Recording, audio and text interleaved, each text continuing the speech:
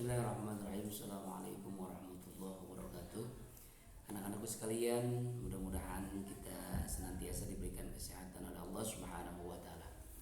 Pada kesempatan kali ini Bapak akan menyampaikan materi Kurdis di kelas 9. Mudah-mudahan kalian yang berada di rumah senantiasa diberikan kesehatan oleh Allah Subhanahu wa taala dan tentunya tetap semangat apapun kondisi kita saat ini, walaupun pembelajaran jarak jauh, tapi kesemangatan, keseriusan tetap harus ada dan harus ditanamkan dalam hati sanubari kita.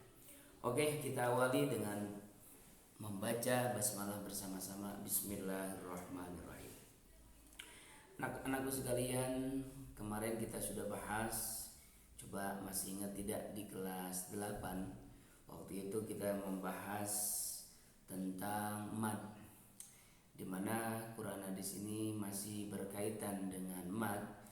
Di kelas 8 kita telah menjelaskan bahwa mad itu terbagi dua, ada mad asli atau mad tabi'i, kemudian ada mad far'i.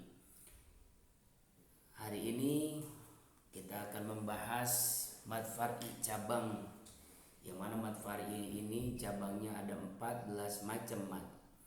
Dan perlu kalian ketahui dan kita ulas kembali memori kita di kelas 8. Apa itu mad? Mad adalah itolatus sauti bi hurufi maddin.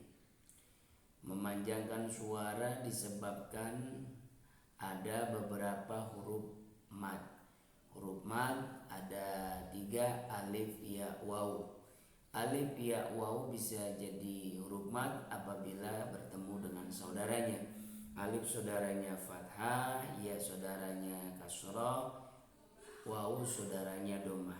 Nah, ini yang kita sudah bahas di kelas 8. Pada kesempatan kali ini insya Allah izinkanlah Bapak akan menjelaskan macam-macam mad. Kita lanjutkan ya. Kalian bisa buka di halaman 4. Di situ yang kita akan bahas pada kesempatan kali ini. Yang pertama mad silah ya. Kemudian mad lazim mukhaffaf kalimi, mad lazim musaqqal kilmi, dan mad farqi. Itu yang kita akan bahas. Oke, terlebih dahulu kita akan membahas mad silah. Mad sudah kita maklumi bersama artinya panjang. Sedangkan silah hubungan. Dengan kata lain, mad itu berarti kalimat yang dibaca panjang kemudian berhubungan, ada hubungannya, yaitu karena terjadi adanya hak domir pada kalimat tersebut. Itu hak domir dibaca panjang. Dengan kata lain, apa sih masilah? Masilah adalah apabila ada hak domir dibaca panjang. Hak domir dibaca panjang. Hak domir itu seperti apa? Kalau dia terpisah, dia bulat. Ya, dia bulat. Di sini kalau terpisah bulat, kemudian kalau tidak terpisah dia nyambung. Itu nanti ada tuh ya.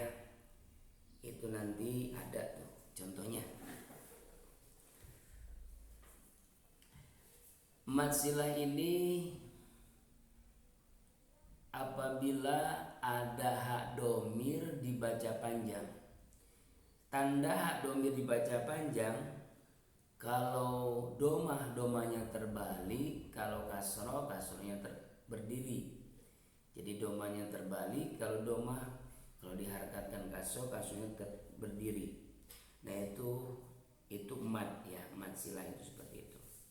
Jadi mad silah itu apabila ada hak domir dibaca panjang. Ya, hak domir dibaca panjang. Mad silah terbagi dua. Nah, gimana bacanya? Bacanya harus dibaca panjang. Panjangnya berapa harkat? 1 harkat ya. satu harkat. Kemudian mat ini terbagi dua, ada masilah qasirah, ada masilah tawilah. Apa yang dinamakan masilah qasirah? Yaitu apabila ada hak domir dibaca panjang, kemudian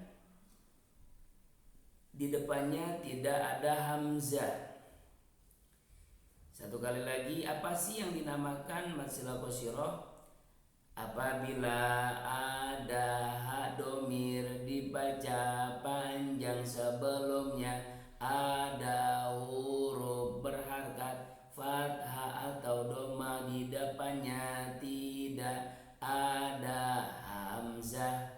Nah, itu masilah qasirah. Coba kalian bisa lihat di contoh halaman 5. Contoh di halaman 5, contohnya innahu kana atau lirabbihi lakanud.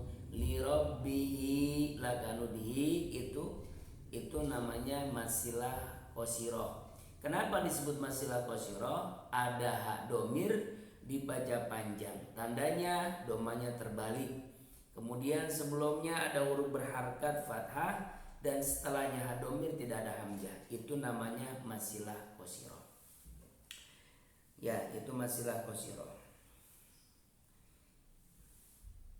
Kemudian yang harus kita pahami adalah apabila ada hak domir tapi tidak dibaca panjang, kemudian sebelum hak domir pun ada huruf berharkat tapi harkatnya sukun. Nah, ini bukannya masilah qasirah. Contoh kalimat-kalimat yang bukan masilah qasirah. Yang pertama seperti ilaihi. Coba lihat di halaman 4 itu ya. Ilaihi ini bukan masilah qasirah. Kenapa? Karena hak domirnya tidak dibaca panjang, kemudian sebelum hak domir ada huruf berharkat sukun. Ini bukan masilah qasirah.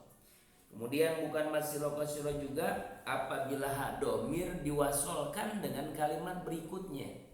Nah, ini contoh yang bukan masilah qasirah. Yang kedua adalah apabila ada hak domir tidak dibaca panjang, kemudian ada kalimat lain yang diwasolkan, jadi menyambung dengan kalimat berikutnya. Contoh lahul mulku. Ada hak domir di sana, kemudian hak domirnya tidak dibaca panjang. Setelahnya hak domir ada kalimat yang menyambung, ada alif lam. Nah, ini pun bukan masilah qasirah. Kemudian yang ketiga yang bukan masilah qasirah adalah apabila ada hak domir dibaca panjang. Ya, sebelum hak domir ada huruf berharkat fathah atau dhamma, tetapi di depannya ada hamzah. Ya, kalau seperti ini bukannya masilah qasirah melainkan masilah tawilah. Ya, ini masilah tawilah. Jadi jelas bahwa masilah qasirah itu yang dinamakan atau yang disebut masilah qasirah yaitu apabila ada hak domir dibaca panjang, sebelumnya ada huruf berharkat fathah atau dhamma, setelah hak domir tidak ada hamzah, itu namanya masilah qasirah.